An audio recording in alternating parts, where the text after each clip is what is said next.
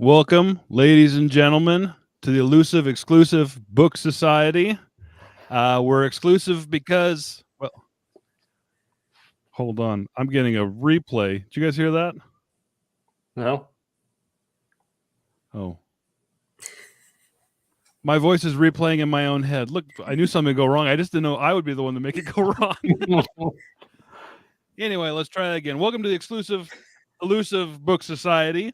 We're elusive because you never know whose channel we're going to be on. We're exclusive because, well, let's be honest. You think just anybody can do this? And no, you can't do that. Not everybody can read books. This is reserved for professionals. I cannot express how hard it is because my voice is replaying in my ear, and I've never had this happen before. All right, anyways. People have always... Restart the whole thing. Somebody else talk. Is it anybody else replaying? No, I'm not replaying. No. Nobody else is but me. All Nope. right. Okay. Anyway, I'll get through this next was so part, much and I'll easier with jump out and Bump-Cider. jump back in. Okay. So I can't hear anybody for a second.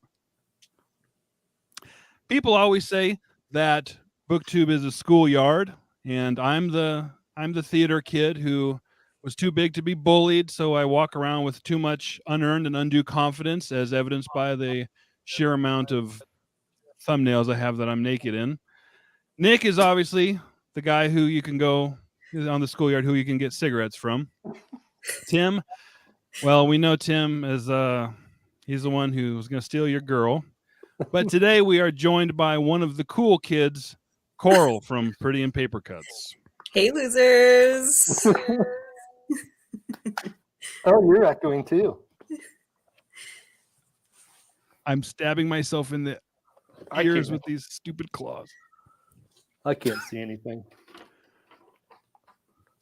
I can't see the comments to highlight them. Okay. 3 minutes in, the fish head's gone. Fish head's gone. Oh, yeah, I'm surprised you could breathe in that thing for that long. Too humid. Hey, I had YouTube on in the background. Oh, well, there you go. Oh, There- that does explain So it turns out I'm just stupid. Exclusive Book Society. Good heavens. I also scratched my ears all up while I was putting my earbuds back in. Save us, Nick. Oh, what's going on? Oh, the book. Shadow Over Innsmouth. How do you guys... hold on a second. How do you guys say it? Innsmouth. Innsmouth? Yeah, Innsmouth. That's how I assumed, honestly, though, because I figured it was one of those words where you don't pronounce it the way it's spelled. I've always called it Innsmouth. So I don't know. I just thought I'd throw that out there, but I guess I'm wrong. I've always called it Innsmouth, but then when I said it, I've said Innsmouth after that, and I was like, oh, that actually feels right. Yeah. The spirit of Cthulhu has blessed me when I say Innsmouth. Yeah, do we have any New Englanders here with us? Tim. You could tell us. I don't know. Not me. No. All right. Shadow Over Innsmouth. Shadow Over Story Innsmouth. Of a curious young man on his way back to Arkham. And he finds this mysterious little fishing village, and he hears rumors about it. So he decides that he's going to take a little trip there and investigate while there. And even though he's been warned not to, he gets nosy. He's a meddling kid. and the locals don't appreciate all of his meddling, and then he then he gets himself into some trouble, and adventure ensues. Hijinks ensues. Hijinks. Fishy hijinks. Yes. You forgot to mention one very important thing about the town. It is incredibly stinky. Yes. Very stinky. Well, it's a fishing town. But like overwhelmingly so, apparently. He keeps bringing it up. stinky. Yeah. Yeah. It was actually inspired. I did a little bit of research, and it was actually inspired like 2 months before he wrote this. He went to a trip because he would actually go on little just driving around, hopping bus to bus, train to train trips, kind of like our protagonist. And he went to Newburyport, Massachusetts. And that's what inspired him to write this. So he's just ragging on Newburyport? Yep. Wow. That's so mean. Some reason.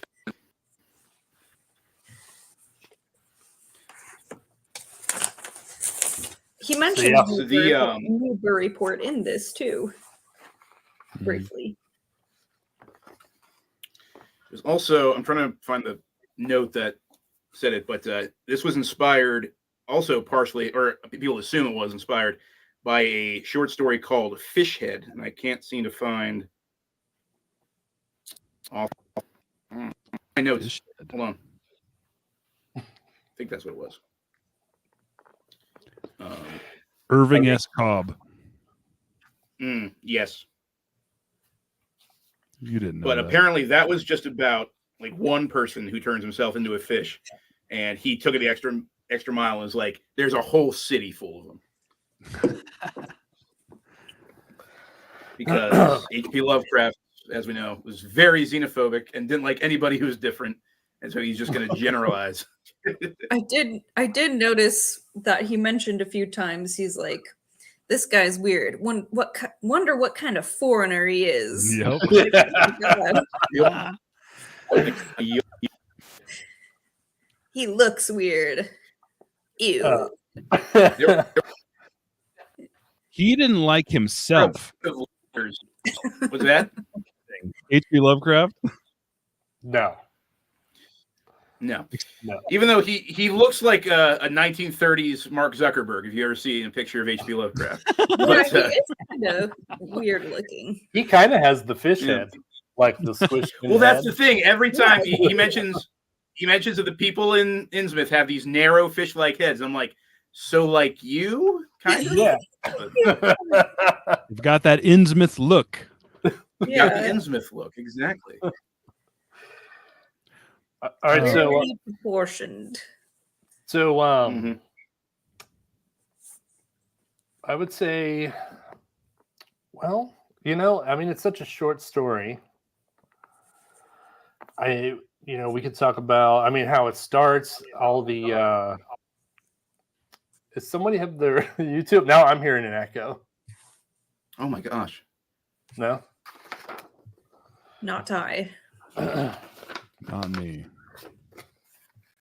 Oops. Oh, Just Coral turned my just camera disappeared. off. My bad. I went to check to make sure I didn't have anything on. Sorry. So the beginning has lots of backstory.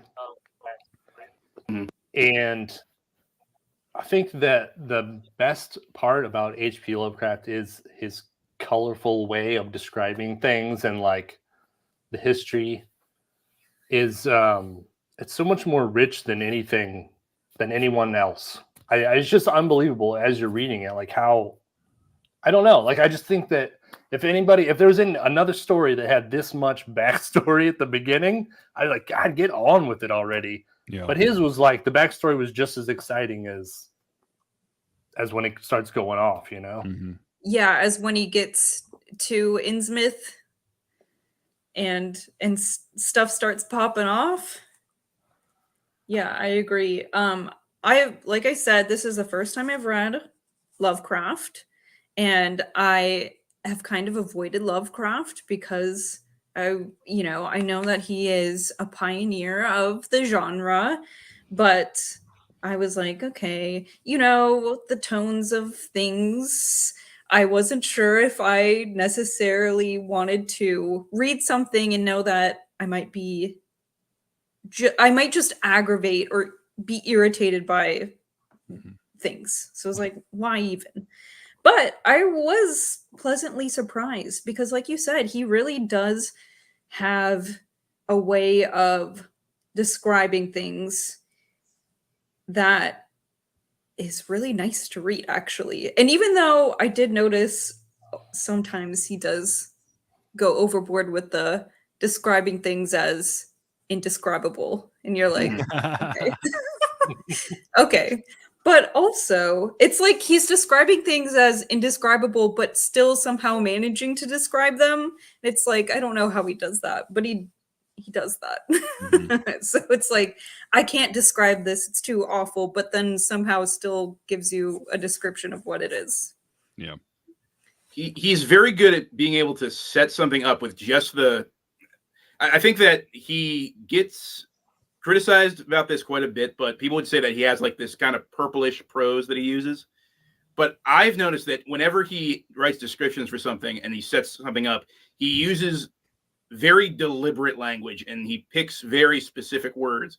And every time I read an HP Lovecraft story, it's like he knew that this word would get a certain reaction out of the person who's reading it. And I said that's what I think is the best way that he sets up some of these really creepy aspects. That yes, he doesn't describe them, but the setup is used in such a way he uses just the right words in his language to kind of, I don't know, create this atmosphere, even though he doesn't even describe what he's seeing. Yeah, I agree. I know. Yeah, I don't know how he does that and manages to be so successful with it, but it works somehow. Yeah, it's interesting. Yeah, I think a lot of it too is he has a lot of and this is probably one of my favorite Lovecraft stories because the tone and the setting is like so visceral and it's so believable, and the way he crafted it, like you're right, it's pages and pages of description, but for some reason it doesn't feel bogged down to me. It feels like it's still moving, probably because he's not just describing something we've seen before. That could be a knock on a lot of popular older authors that are like, okay, we don't need to describe every tree in this forest, you know what I mean, or something like that. But this is the things he's describing are not just weird, but they're layered and they're more and more. And so, like, I think reading this, I'm okay with some of the nondescript moments because he's already crafted such a weird, creepy environment that my mind is already populating it. Dude, absolutely. It's poetic. I mean, the way he writes is just, it's unbelievably, like, everything about it says that, I mean, everything that I think that I would like. I just don't, when I get started, I'm like, oh, this is old time style, it's slower, like the pacing is slower. You gotta, there was always lots of description back then. Yeah. But every time it gets me, and I'm just like, once it like, you get that right description, then it just like you enter that world, and it's unbelievable. Yeah. So I was thinking that sorry, this is I'm out of order here. So, Carl, you already mentioned that this is your first experience with Lovecraft. So I thought we could discuss like what everyone's experience with him is, like the movies or the books or whatever. So obviously you've seen Reanimator there. Yeah, and also I was going to mention before, if that's okay, when I was reading this, when we got to the part where the who was it that mentioned at first the Gilman Hotel, and I was like, oh, that sounds a lot like the movie Dagon. Have you guys ever seen that? Yes. Yeah. And so I was like, I've okay. not seen it, but I know it's a very like like a kind of a vague adaptation of this story, apparently. So I want to. It's been on my list for a long time. It's Yeah, awesome. to me it felt like it's a great movie. To me it felt like Shadow Over Innsmouth plus more with the fish people. I think it was the two stories combined, the Dagon and Shadow Over Innsmouth. Okay, yeah. I mean, like I said, this is only read, so that would make sense if another story was included in that movie as well. Yeah, that movie's so awesome. I'm glad you brought it up. Yeah. Oh, see, look, Brian knows what's going on. Yeah. Dagon is the best He would Lovecraft know. movie. Yep. That's what I was about to say too. Yeah. So all you know is some of the movies, and this is the first story, right? Mm-hmm. I read all of the HP Lovecraft when I first found it when I was like 19, and I read them all in a row, all of them. And then I didn't read anything until like last year. So I'm like very removed from it. Like I knew I loved it, but yeah, it's so long ago that it's all new to me again. Wow. And that's a really interesting experience too. Reading something when you're so young and then coming back to it with like so many more experiences under your belt and like growing and understanding more things and being able to analyze things differently and then coming back to things and reading them again. That's really interesting. Do you feel like your experiences are different? I feel like I understand it more. Yeah. Like at first, I think when I was younger, like it was just cool and creepy and horror stuff. But now you actually see because you see how difficult it is to actually write something like this and have it be as effective. Yeah, especially back then, I feel like. Man, yeah. Because like there is like when was this written? Like this is so long ago. Like what does he have as a as a baseline? 1931. Yeah. 31. He actually wrote a collection of like the best horror stories for you to read. Like he wrote a book about all the horror that came before him. I didn't know that. I mean, he wasn't like, this is I changed everything, but here's the stuff for me. Like he was he was a huge fan of horror. Yeah. Like he was a big Edgar Allan Poe guy. Yeah. Yeah. Mm-hmm. He loved Poe. Yeah. When I did that Sax Romer review, the witch, I forget what it's called, but he mentioned that story, and that was in the book. Because when I was reading the Sax Romer one, I was like, oh, he's ripped off HP Lovecraft, and then I realized that it was the opposite. Oh, okay. Like, it was like an influence. Yeah, that's cool. How about you, Jake? For me, I got this probably 4 or 5 years ago. It's that's one I have. Call of Cthulhu and Other Weird Stories, and it's a fun book. It's got some cool artwork of some Dagon priests but my brother-in-law from Germany, he's a big Lovecraft's his favorite. And Lovecraft is an author because I liked horror, I liked science fiction, but I had never read him. It's always like, oh, I need to read. I knew about him and I was familiar with Cthulhu and things like that, but never read him. And I read this like from cover to cover and loved all of it. And I think the first one I read was, I'll have to find out. The first one I really loved was, I'm sorry, one moment here. The Outsider. With the person in the tower, locked in the tower. And I won't spoil it because the end has a spoiler. And as soon as I read the end, it's great. As soon as I read the end, I was like, this is such a weird story. Then I read the end and I was like, oh, he's legit. Lovecraft he's legit. And from there, I did some research and studied Lovecraft and got some. He's actually what inspired me to start my channel because he's one of my favorite authors now. And just the thought of, he died penniless. This Shadow Over Innsmouth was the only book that was ever published in his lifetime. Wow. The only book he ever saw published. Yeah. And the funny thing was he hated it. He hated this story. He finished it and refused to publish it. A friend of his, August Derrith, who ended up going on to write more in the Cthulhu mythos, he lent him the typescript, so now you can read it if you want. And Dareth submitted it to Weird Tales without Lovecraft's permission or with even telling him. He just submitted it, and it got rejected because it was too long. But still, at that point, they're like, everybody wanted this story, so it literally was the only thing other than his contributions to the pulp, the only novel, well, it was a novelette that actually got published. But just that it encouraged me, because there was even when he was alive, he had a fan base of authors mainly who were like, he's different. Like he's so gifted and so imaginative, and he doesn't know it because he hates everything he ever wrote. He doesn't like. Yeah. But just that they kept him on and kept his stuff alive. And I think he didn't have a resurgence until I want to say like the 70s. Chat can correct me. But like it was in the 70s, I believe, where the Lovecraft Society was like finally was able to bring his stories back out into the open. And so up until that point, like he was 30 years, he was completely forgotten. After his death, he was forgotten. And until some fans brought him back out into the light. And I mean, now it's like there's no Stephen King without HP Lovecraft. There's no Alan Moore. There's no Dean Koontz. There's none of these authors without HP Lovecraft. And it's because people resurface. So that he's actually what inspired me to do my channel and to actually look for old obscure authors that time is just forgotten, because there were just so many back then.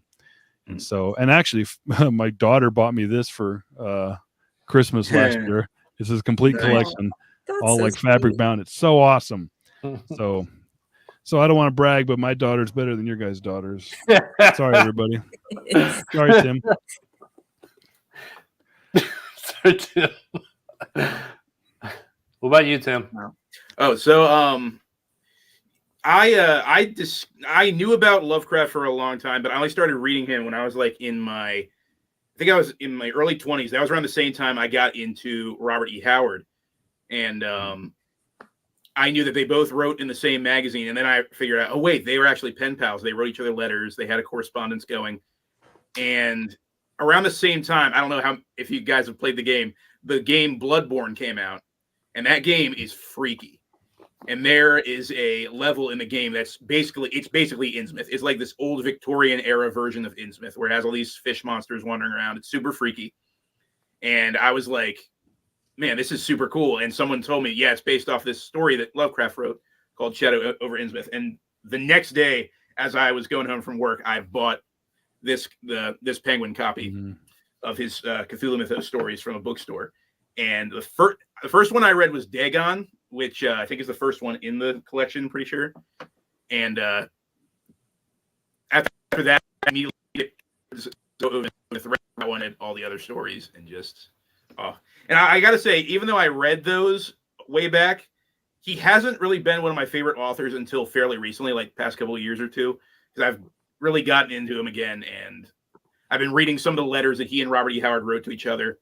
I've never and that all that stuff is super cool. So yeah, he's rocketed up the ranks in my favorite authors as of late. Oh yeah. Do you guys see Tim's like videos messing up a little bit? A little bit. Is it? Yeah. Hold on. That's a frame rate or something. Okay. Let me know if it does it again. All right. So yeah. So it sounds like everyone's well versed. I think most people are well versed with Lovecraft in general, even just because of the movies. You know. So we're going to talk about Shadows Over Innsmouth. There's no way to talk about it without spoilers. So if you haven't read it and you don't want spoilers, then turn it off. Get out of here! Scream! Yeah, get out of here. It's literally almost 100 years old. Yeah. But still, you gotta let them know. All right, so so he's this kid, the main character. He is nameless, right? As you told me before the video started. When I was like, "What's his name?" Oh, what's his name? Yeah, at least in the story, I And believe he's nameless, right? yeah, but Yep. but Jake, you found his name somewhere His else. name was in some notes, and it was Robert Olmsted. It says the narrators never named the story, but the surviving notes, he's named Robert Olmsted, based off of Robert. HP Lovecraft's traveling habits. So the protagonist, Robert Olmsted. Do you think you like him? Is he just the vehicle for the story? Yeah, for me, is just a dude. He's just a dude Yeah. telling a story. He doesn't have, for me at least, he's just telling the story. He doesn't seem to have any motives or biases. I mean, he's just checking things out because he's kind of a curious guy. I think he said he was into what was it, like It was like architecture, wasn't it? yeah, architecture. that, yeah. yeah. So he's just curious about things, right? I guess he's, kind of ragging on the way people look, but if they look like they're turning into fish people, I guess I would be like, what's going on with that too? Yeah, fish people. I think that's purposeful though, because or the fact that like he's such a kind of, because as it progresses, it goes again. into this whole. What's that? You're Yeah, choppy again. Yeah. I think. Are you on dial up? Let me try just. No, let me try just. You sound good now. So say it real quick.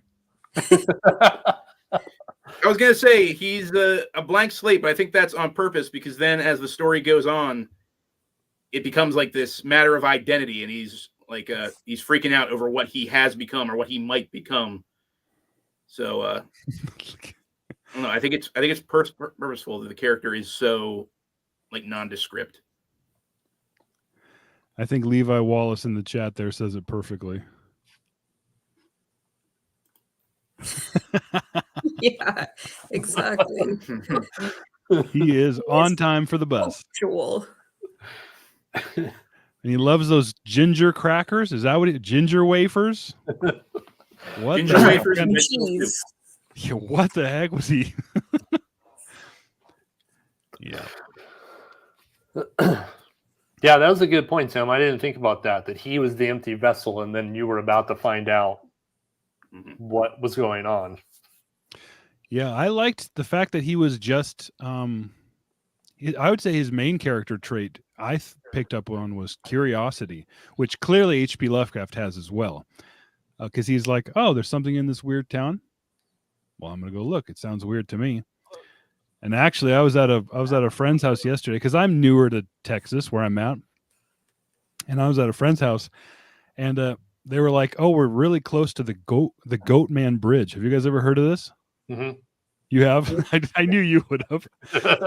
I hadn't heard of it. Apparently, it's like a few miles from my house. There's this rickety old bridge, and it's like one of the most haunted spots in Texas, apparently.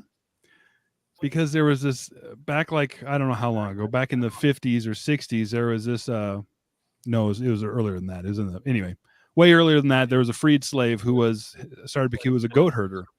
And he started to become very, very, very successful, and it made a lot of the racist white townspeople jealous. And so they hung him from a bridge. True story. They hung this guy from a bridge. And when they go to throw his body off the bridge, they didn't hear a splash. So that's kind of where the legend started to grow. And apparently people go there at night. They go there on full moons. Like the ghost hunter guys have been out there. A bunch of horror movies have been filmed on this bridge. I didn't know. This is literally a couple miles from my house.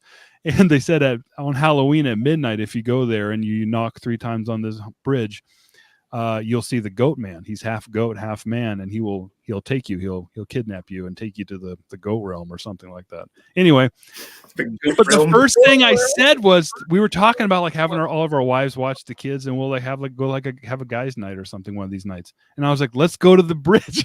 Let's go to the Go Bridge. And all these guys are like looking at me like you're out of your mind. We're like going to some stupid bridge tonight. We're going to a bar. But that made me think of that just last night. I'm like, just that curiosity of like, bridge. yeah. Lovecraft would go to the Goat Bridge with you. 100% he'd go to the Goat Bridge. You brought the vegetable soup, right, Jacob? I made the Goat Man shirts before. Nice. That's awesome. I told my kids that. Funnily enough, it's a Lovecraft story where there is a goat man. So, is there? Which one? That's that's Dunwich Horror. He's kind of a goat. He's got goat legs. Oh, all demons have goat legs. Give us a break. Oh yeah. Okay. Sorry. I was trying to tie it in. Some Dagon priest you are. Wow. Have we talked about our costumes yet? No.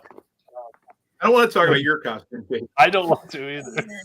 Hold on. Let me get the... Okay, go ahead. What are you, Jake? Well, we're all HP Lovecraft characters, right? And so I'm HP Lovecraft's cat. But I can't remember his name. What was his cat's name? No. Hey, in the chat, what was his cat's name? No. Chat, do you guys remember? No. You're going to type it. We're going to get blocked. Damn it. Well, I'm a fish man. You were. I were a fish man. Somehow you reversed the curse. Off the wharf of Innsmouth, shadowy Innsmouth. I'm from Innsmouth, actually. I'm Herbert West, Reanimator. Timbo? And I am humble priest of the esoteric order of Dagon, Cthulhu Fatagan. It's good. You guys look great. I'm sorry that my mask didn't work out. It's okay. I tried to cut a hole in the bottom of it so my mouth would stick out, but it didn't work. I have a tail too, but I didn't. It's not attached. I don't know why I give the internet these freebies. I don't know why either. As soon as I saw my picture there, I'm like, oh well, that's getting screen grabbed. Luckily, no one. Mark Clark, you know what to do. Yeah, he's already on it. Don't worry, I'll send this to you later, Tim. He'll be in the next book. book trade. All right, so our main character is on the bus. He's in Innsmouth. There's fish people. They're just like wrinkly, and he's like, "Why are they so wrinkly?" Yeah, they are. Yeah, I like that they don't blink. Yes, I love that. Fish head. And you really do picture the fish head people. It stinks. It's smelly. Very stinky. I love before he goes and he talks to the ticket taker guy who tells you the whole story. Oh, I love that. And he is like, the ticket taker guy, like talks shit about everybody. I know. So awesome. Yeah. It's like, okay, yeah, there's the racist stuff. He's like, and that guy came back with a Chinese wife. It's crazy. You're like, damn it. And then he goes, and they're sort of like those people down south. What do you call them? White trash? He's put white trash in this book. See, that's when I was offended. As a proud son of Baltimore, I am offended. So yeah, I'm proud of my white trash heritage. He was one of my favorite characters. He's just the ticket taker guy. Especially because Lovecraft says like everyone here was like really like, I forget how he phrased it, but nobody wanted to like offer up information. Everybody's kind of tight-lipped and real closed off about it. And then he asks this ticker guy, and he's just like, he talks for like 6 pages. Yeah. Oh yeah, let me tell you everything. Yeah. And it's not just the Innsmouth people. It's like every all of his opinions about everything. Oh, it was awesome. That was pretty funny. Yeah, that was good. He was one of my favorites. My favorite was the obviously the drunk's awesome, but the grocery boy. What is this poor grocery boy doing in this town? Get out of here! He's just a normal kid. Who's like, yeah, this town's whack. Let me draw you a map. All these people go missing all the time. My parents don't want me here, but he even says like at night I hear weird sounds coming out of their church. It's like, dude, then go. Yeah. He's the only one in town who He's blinks. like, no, I just really want this job. Blink twice if you need help. Yeah, exactly. I love Get that me poor outta here. grocery boy. He's the only one in town who can blink. Yeah. Poor grocery boy. Poor grocery boy. And then there isn't that many more characters. And then you got the woman at the historical society who is like, you get the intellectual version of the backstory. It even says it. It tells you this is the intellectual version of the backstory. But she was hateful too. Yeah, she was cool. Since we're in spoilery territory, Yeah, I must say, since I last read this, because I remember like the whole chase sequence very visually, and I remember like the drunken guy, but I had forgotten about the ending. And so I was pleasantly surprised, like, oh, I love that. I love that, because I couldn't remember how it ended. And so I really, really was excited about that. Yeah, totally. Because, this is kind of the thing with the HP Lovecraft stories in general, is that it's always the guy telling you what happened. So you know he's going to survive, you know? So it's kind of like a little bit of like, ruins it a little, but yeah, he does. He takes that extra mile at the end that you don't see coming. It's great. Yeah, I did like the ending as well. I was surprised by that. It is weird though how he's foreshadowing too, and you're still surprised. Yeah. That was the weird thing though, because he starts out the story saying how like he's the one who told the government people to, you know, essentially round up all the villagers and bomb the reef and whatever. But then it just like, those last couple paragraphs, he just totally breaks down. He's like, I'm going to break my cousin out of prison. We're going to go to the ocean. We're going to live under the reef and take over the world someday. The drastic turn in this narrative. I didn't think about it, but he's probably not welcome down there anymore. After he got the whole town annihilated, right? You're like, aren't you the guy? I think it does say that they said that he'll receive a punishment. However, they will just like make more on land fish people, if I'm correct, like near the end. Yeah, that's familiar. Oh, okay. That was not in my notes. But yeah, when they said, you've got that same Innsmouth look, he's like, oh no, Yeah. I'm a fish man. I've acquired the Innsmouth look. No.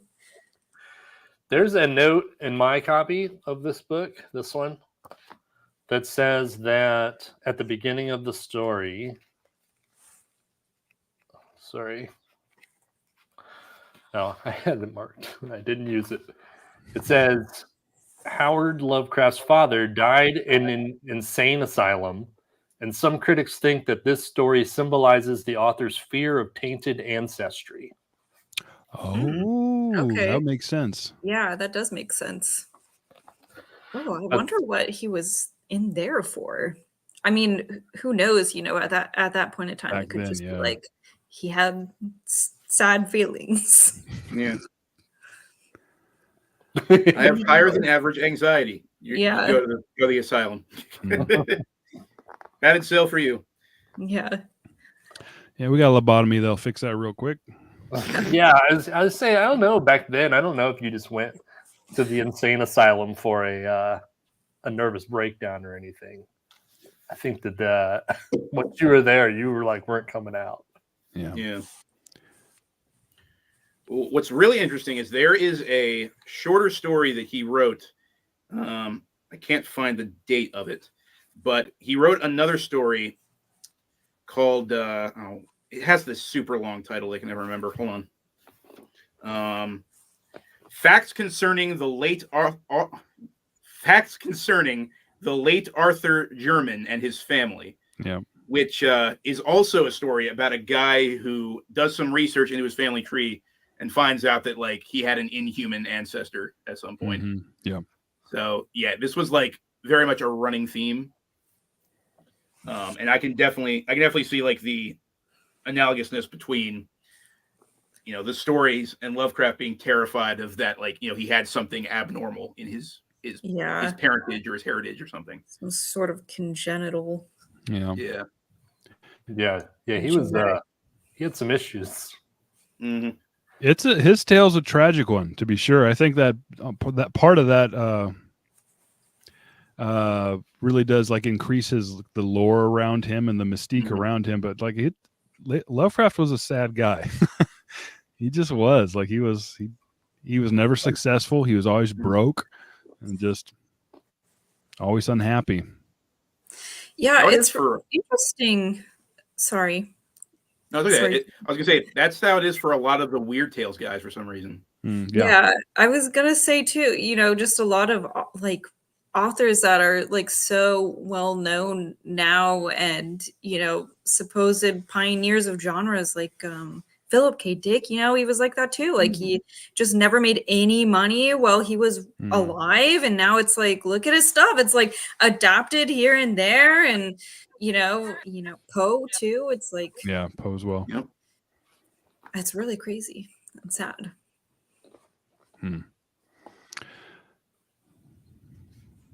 Yeah, that's what I was gonna say is that my wife always tells me about HP Lovecraft. She's a big fan, and that his mom would mentally abuse him, like just call him ugly, tell him how terrible he was. That she wanted a little girl, so she would dress him like a girl. Really? That's like how to make a serial killer, honestly. Yeah, right? Jeez. Oh my god. And instead he just went on to write books about fish people. Good thing he found a typewriter. Yeah. Oh goodness. Yeah. He just needed a buddy. He just needed a friend. Oh.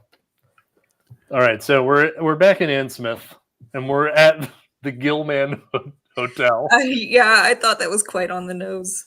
I didn't even catch that. There's only one L. I think I'm a smart person, but I missed the most simple things. The Gilman Hotel. I caught it the second time I read through this. Gotcha. Oh, the Gilman. The Gilman. That's a callback from Michael Hawk from a few episodes ago. Don't. Yeah. Earl doesn't know. You don't want to know. You don't want to know. No. Shout out Brian from Bad Taste Books. All right, go ahead. Sorry. Yeah, thanks, Brian. All right, so this is when the adventure happens. They're at the hotel. He's been around town asking questions, even though he's been told not to. He doesn't care. He hits up the drunk guy because that's who, I forget who told him, either the ticket taker, the delivery, or the grocery boy. Grocery boy, yeah. It was the grocery boy. So he finds him. He goes right to him, does what he's not supposed to, gets caught, and the guy, the drunk guy's like, "Holy shit, they see that!" Oh, I loved that scene. I'm looking at the water and there's nothing there, but the drunk guy can see it. Yeah. Yeah. Yeah. Ever seen a shot off? Yeah. What does that even mean?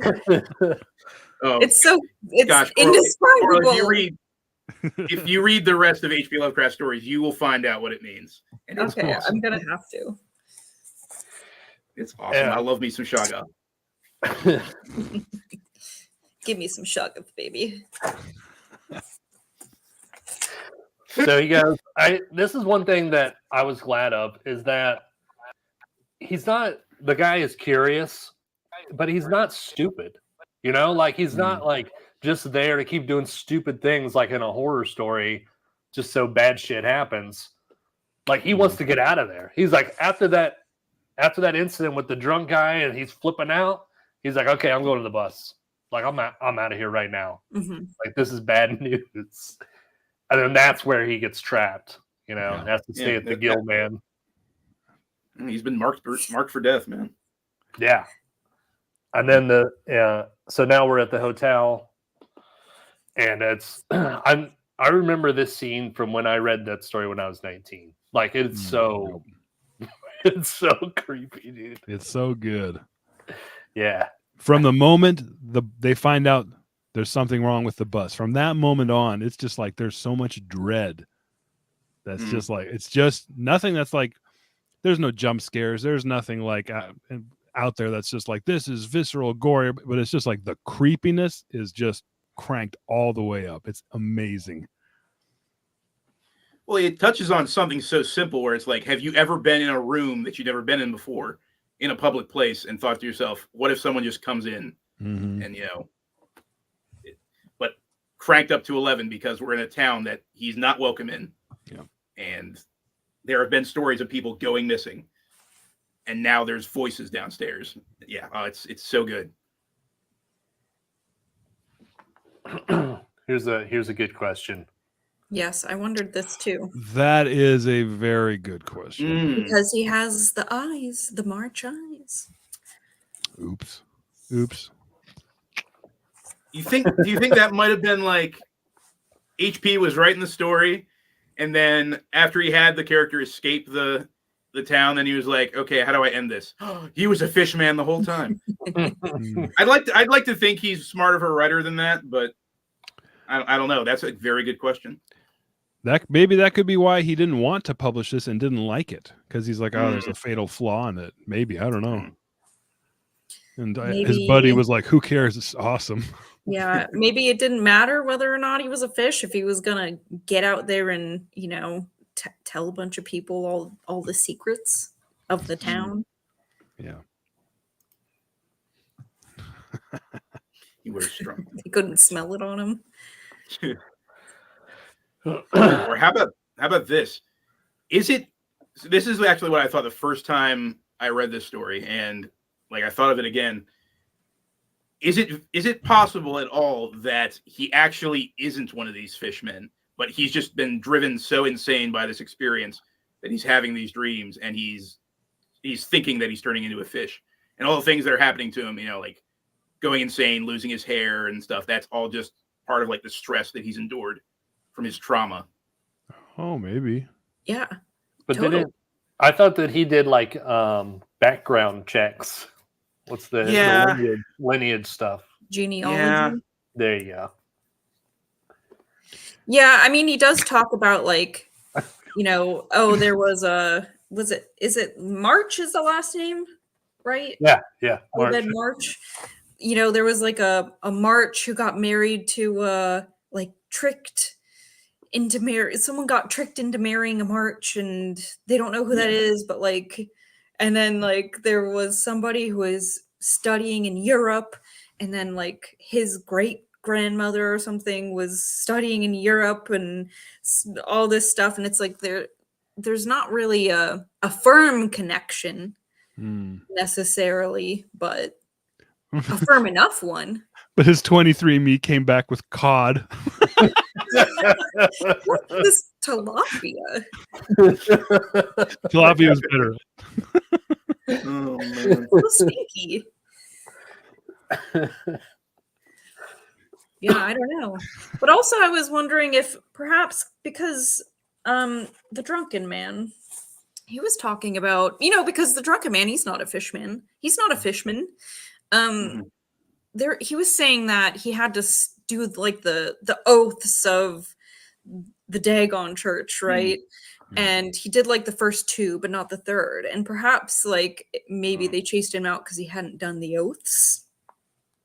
Like maybe if he had sworn the oaths of the whatchamacallit, then it would have been fine. Maybe they weren't even trying to kill him. Maybe they were just that is the thing. They go after him, but it's never made explicit that they're trying to kill him. So yeah, I don't know. I don't know. But it is terrifying. Yeah. Oh gosh. So good.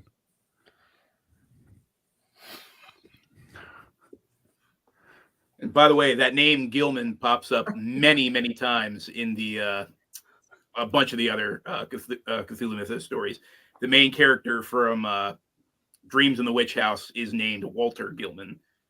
So Gilman. That's my favorite one. Such a good story. Really? Yeah. I don't know that I've read that one actually. It's freaky, dude. It's about nightmares, and it gave me nightmares when I first read it. It's ridiculous. Did you see the Cabinet of Curiosities episode of it? No, but I heard about it. I need to watch that. It's rad. It's rad. It's rad. Brown Jenkins. I almost got a Brown Jenkins tattoo when I was like 19. I had the Michael Whalen covers, you know, from that era. You seen those? So it's going to be like that Brown Jenkins. Nice. I should have done it. I got lots of stupid tattoos. That would have been a cool one. I only have stupid tattoos. Yeah. That's what I imagine. Nice. So, well, sorry, go ahead, Tim. I was just going to say, I've seen people make like little plushy Brown Jenkins on Etsy and stuff. It's hilarious. Oh, really? I can't remember who it was. One lady had a bunch of them where it was just like a little fuzzy felt rat body, but then she took like a baby doll's face and glued it onto the head and had like fangs and stuff. It was freaky looking. See what you guys are missing? Now I'm definitely reading that one. It's awesome. Yeah, Dreams in the Witch House. So I asked everyone to write down their favorite sentence in the book. Would you guys like to do that now? You want me to go first? Yeah, go for it. Okay. Mine's towards the beginning. And it says, I have an odd craving to whisper about those few frightful hours in that ill-rumored and evil-shadowed seaport of death and blasphemous abnormality. That's what's up. They would make awesome death metal lyrics, honestly. All right. There's a death metal band that does like they do like all their songs are HP Lovecraft related. I'm sure. Yeah, I can't remember what the name of it is. There's a death metal band out there for everyone. Oh yeah. Oh yeah. All right, Coral, what's yours? Okay, mine is when he goes to see the tiara. The horrible tiara. Okay. It says, among these reliefs were fabulous monsters of abhorrent grotesqueness and malignity, half ichthyaic and half Batrachian in suggestion, which one could not dissociate from certain haunting and uncomfortable sense of pseudo-memory, as if they called up some image from deep cells and tissues whose retentive functions are wholly primal and awesomely ancestral. Yeah. Which, thinking about it, maybe they do call up a memory if your ancestors were fishmen or frogmen or whatever they end up being. Yeah. That's an awesome one. I almost got the one. I think it's like right below it with where they mentioned the frogmen and the yeah. The blasphemous fish frogs. Yes. Yeah. That's good. What about you, Jake? Just a second. I keep touching my greasy nose. My greasy cat nose. Mine is tied. The first one is, for at a closer glance, I saw that the moonlit waters between the reef and the shore were far from empty. They were alive, with a teeming horde of shapes swimming inward towards the town. And even at my vast distance, in my single moment of perception, I could tell that the bobbing heads and flailing arms were alien and aberrant in a way scarcely to be expressed or consciously formulated. And I love that moment because he's just like, not only is he being chased by fish monsters, oh, the entire ocean is teeming with fish monsters that are coming to kill me. It's so cool, but it's tied between that one and this town was getting more and more on my nerves. Yeah. That's succinct. Down. It's beautiful. Tim? Mine was actually one of Zadok Allen, the drunk's lines, where he says, seems that human folks has got a kind of relation to such water beasts that everything alive came out of the water once and only needs a little change to go back again. Yeah, that's cool. I don't know. For some reason, that's so freaky, the idea that, like, we Yeah, all came from the ocean. We have to go back someday. So the implications of that. I love that he puts the letter T at the end of once, so it's once. Once. He talks like Popeye.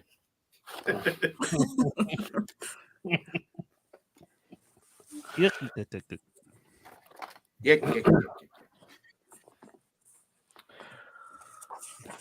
Well, yeah, that's all I have here for my notes. So something I wanted to ask you guys was, as much as I love these stories, something that like always bugged me is the fact that they are I'm blanking on the exact word. Is it epistolary? It's an epistolary style story where it's like a journal entry or a letter that the main character is writing. It always bugged me how it's supposed to be a letter or a journal entry or something, yet we have paragraphs and paragraphs of exact dialogue from some of these characters, and like it's cool dialogue. Once I was like calling for and it down. You're jittering again, Frog Man. Hold on a Dang second. it. Oh, you're back. I think it's when you start moving. Really? Oh gosh. I don't know. I'm just maybe. You sound good now. Try it again. Did you hear any of what I said? Yeah, it's a pistol. You're talking about letters, and then you're like, that. Oh. Well, no, I was just saying, like, I enjoy the dialogue in this story, but if I sit back and remember that the main characters were calling this all from memory and writing it down perfectly in a journal entry, it's like, does the human memory work that way? Yeah, especially if you're writing, someone's dialect, like the drunk guy. You're like, okay. All fine. right, buddy. And there's like 6 solid pages of dialogue from that character. Yeah, he's very chatty. Mm-hmm. Took him a while. Took him almost a whole bottle, but Yeah, we got there. Yeah, that's what I was saying at the beginning, is that, like, in theory, I wouldn't like this. If you told me about it, I'd be like, I don't want to read that. Those diary things, it blows my mind that people want to read the letters. Back in the day when these are the letters of so-and-so. Like, I don't want to read the letters. I want a story. Yeah. So, yeah, I don't know. But it works. It doesn't drag. It doesn't, I don't know. What the hell is that? I don't know what's going on. Okay.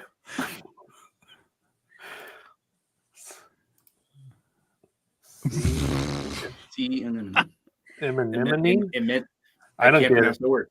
Anemone.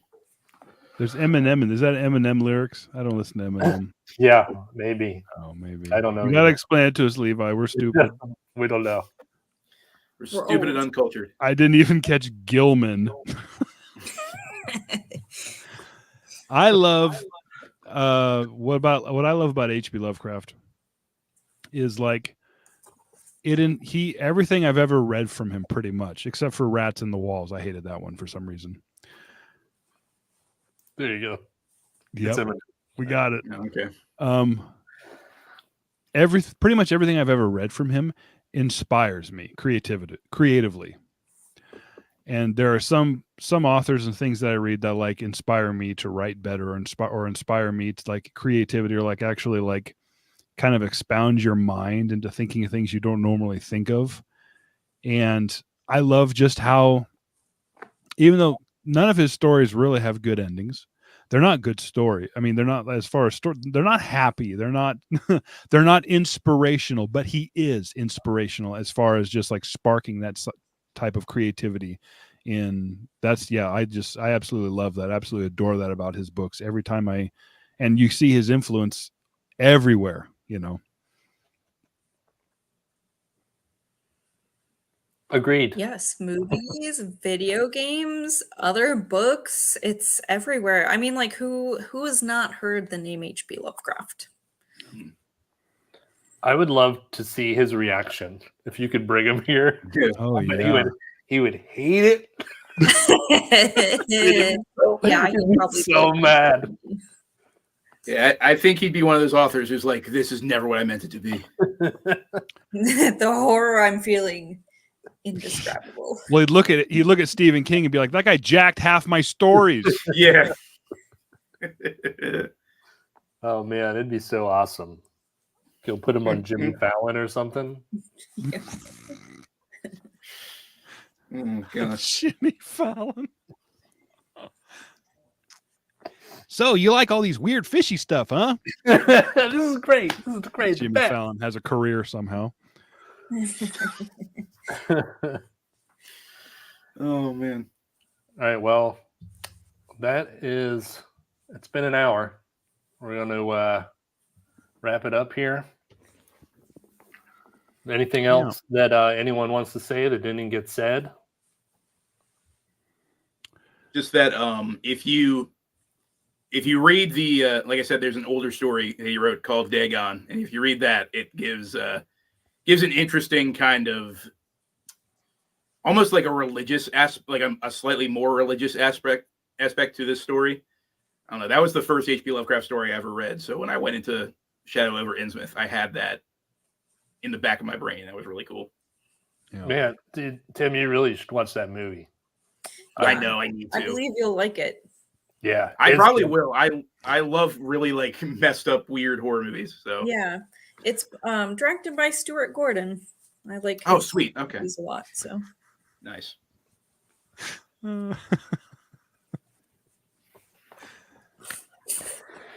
Oh, different times. Well, there you go, Jake. You got it a little bit. I got a little bit. I think we're all safe. We're all still. We're good. We're good. Nobody's canceled. We're good. I do have to ask, Jake, despite the fact that it has the cat that shall not be named, what don't you like about Rats on the Walls? For some reason, now that one in particular, probably because it was sandwiched between some really good ones. I read that one and I was just like, I don't know. I thought the rats were that one in particular. I read when it was very late. You know, when you read a book like that, Okay. and you're just like, what did I just read? And so maybe I need to give it another read through. But I remember coming to the end of that one and being like, that one seemed to be not just the most like, obviously that's when we get introduced to his cat for the first time, but also when that one seemed to be the least descriptive, that he's just like, do you even know what's going on here? Do you know where you are? Because you're just saying things are happening, but you're not actually. I don't feel like he did the proper frame, and I could be wrong. It's been a long time since I read it, but I didn't feel like he did the proper framework for us to be able to fill in. Like even the Color Out of Space, there's tons in the Color Out of Space of things that aren't quite described or things that are indescribable. But he had such a cool framework that we were able to populate that with our own imagination. But I felt like Rats in the Walls, I was just like, I don't know. Like I said, it's been too long. Just basic. Is that the one where he goes to the basement and there's a world? Yeah, there's like a whole subterranean city beneath the guy's house. Yeah. I wonder, Do you think that has any relation to his knowing CL more?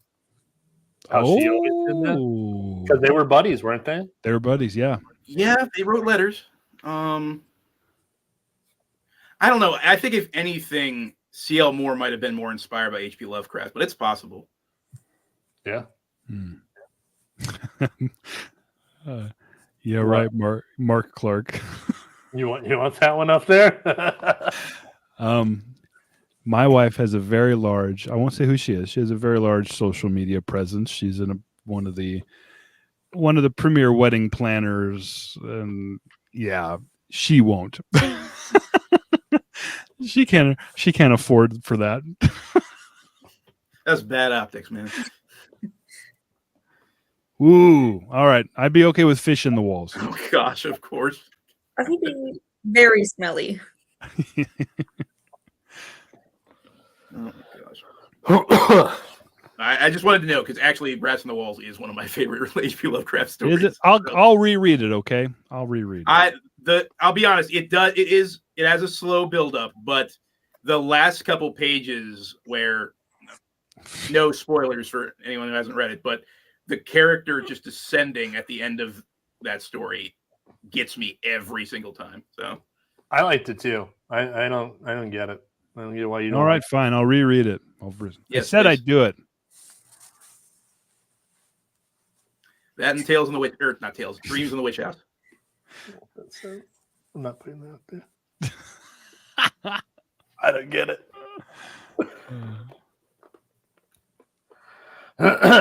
Anyway, so that's it. That's it. You want to wrap it up like you do there, Conan? Yeah. We can just. You're our Jimmy Fallon. Yeah, Jimmy Fallon. Jakey Fallon. No. Anyway, let's. Hey. Carl's getting shout outs. Nice. Well, anyway, we could just go around the horn, say what we're all talk, plug our channel, say anything that we got coming up, anything like that, and then we just shut her down because we've been talking for what, hour and 7 minutes, not including the first 15 minutes of us trying to figure out what the heck's happening. And I can go first. Oh, I keep wanting to scratch my greasy cat. You've barely got those. Yeah, it's all over my microphone here. I gotta get a new little windscreen thing. Anyway, my name is Jake. I'm from the channel Pulp Mortem. I read and review old vintage science fiction and old pulp science fiction books, trying to find the lost literary classics. This month I've been doing sci-fi horror, which has been a failure except for one. They just haven't been scary. They've just had a monster or something in the title. But one's been good, and I have another one coming out on Thursday. And it's not scary either, but you can look out for that. It should be a pretty funny review. Anyway, that's all I got. All right, I'll go next. Nick, Book Graveyard. I do cover books, genre fiction of the past, and I don't have anything coming up. I'm too busy. I can't record anything, but I will. I have a stack of reviews this big, all kinds of horror and Western and spies and mysteries, and it's going to be awesome someday. Someday. That's all I is. I know. That's all I got. That man is not a slave to the algorithm. No, I don't. Yeah. And that's why I purposely, when I started, I was like, I'm not setting a video this day at this time. Never. I'll go 3 weeks. I mean, I just, because I don't want it to feel like a job. Yes. Got to do it. Yeah, it gets too stressful. Yeah, I got a million other things to do. I don't got to do this. But I don't know. Maybe I'll take that. Now that I know how this live thing works, maybe I'll just grab it one day and be like, all right, we're doing it now. Look at this. Look at this stuff here. Look at that. Oh, I already covered this. You already covered that. There's my review. It stinks. It stinks. All right. Coral, you want to go next? Hello. Or goodbye. I'm Coral. My channel is Pretty in Paper Cuts on YouTube. I'm also on Instagram at also Pretty in Paper Cuts. I do read mostly horror. I delve into vintage here and there, not quite as much as my wonderful hosts here today, but I do dabble in it. Modern horror, weird stuff, mostly dark and weird things that make you feel uncomfortable, whether or not it's horror. So, you know, just I like to feel bad. That's it. That should be your tagline. I like to feel Dude, bad. I like to feel I like bad. to feel bad. Tune in. Yeah, exactly. So, thank you so much for having me today, by the way. Yeah, thanks for coming. It was awesome. Really. I can't believe how much I like this. It's good. Honestly.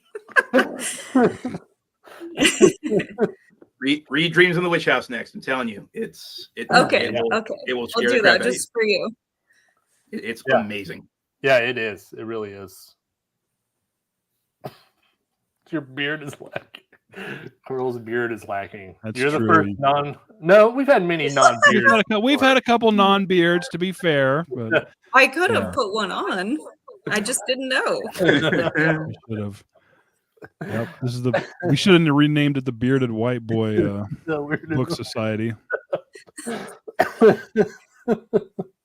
Sad. Timbo.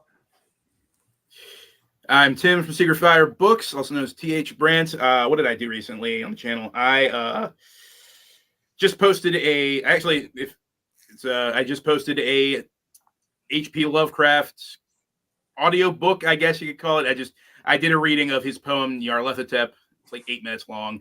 Set it to some scary music. It was fun. And yeah, I'm going to be working on I'm currently working on the next episode of my series, Appendix N Adventures, which takes a look at old fantasy novels that inspired Dungeons and Dragons. So that is going to come out either next week or the week after. But yeah, that's all I got going on right now. I love that series. I love it too, but this one in particular is giving me a hard time because I don't want to say what the series that I'm covering is, but it's a big one. So Did you just say this one in particular? this one in particularly, I might have. I don't know. You're a writer. I can't talk Tim. good. What's going on? Thank you, Marky. I appreciate that, man. Yeah, Tim, you're amazing. Shut up. Yeah, the HP Lovecraft promo you did was like blew my mind. I was like, I wish I could talk half that well. A quarter. I'll take a quarter. Dude, here's the thing though. That took me so many freaking takes. Yeah. Oh yeah. Oh my gosh. No, don't tell me. Don't tell me. I don't want to know. I want to imagine that you Okay. could grab that camera. I and watch. did it in one take. I did it in one take. Get better, Nick. Come on, man. I know. I practiced my passage like 3 times. That word batrachian. I still can't do it. Still can't do it. It means amphibious. Yeah. Why didn't he just say amphibious? We could all say I amphibious. know. We get I it. know. You're smarter than all of us, HP. We get it. He uses the Douchebag. same for it. 10 words like 50 times, but then he throws Yeah. batrachian in there. Batrachian. Okay. Yeah. All right, buddy. Batrachian. All right. Hey, that was fun, everybody. Yeah. Before we go, we should talk about He's what we're getting doing this- next.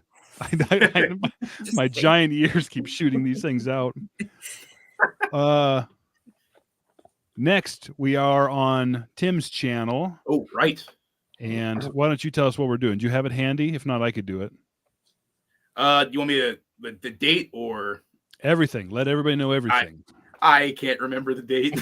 Oh my gosh. November It's 12th. on my Google Sheets. November 12th is the next episode of E.E.B.S.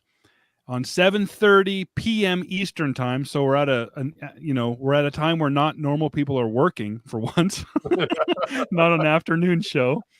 So 7:30 Eastern time, November 12th, and we are doing Nine Princes in Amber by Roger Zelazny. Oh, And we have a special guest as well, a Viking. Yes, an actual Viking from a distant northern land called Canadia. Oh, sounds so exotic. I know, right? No, it's Eric Wagg. It's self-published author and good friend of mine, Eric Wagg. So that should be really fun. Yeah. So yeah, everybody read that, Nine Princes in Amber. We can discuss it again live, but it'll be on Secret Fire Books channel, November 12th. Set that time aside, and again, we're finally at a normal time where people can actually do it. You said it yourself that most of our analytics are 65-year-old dudes, so I know. maybe that's they can watch it too in the afternoon. We'll all be They're in bed. tired. You guys all be in bed. Mark Clark will be in bed. Sorry, Mark.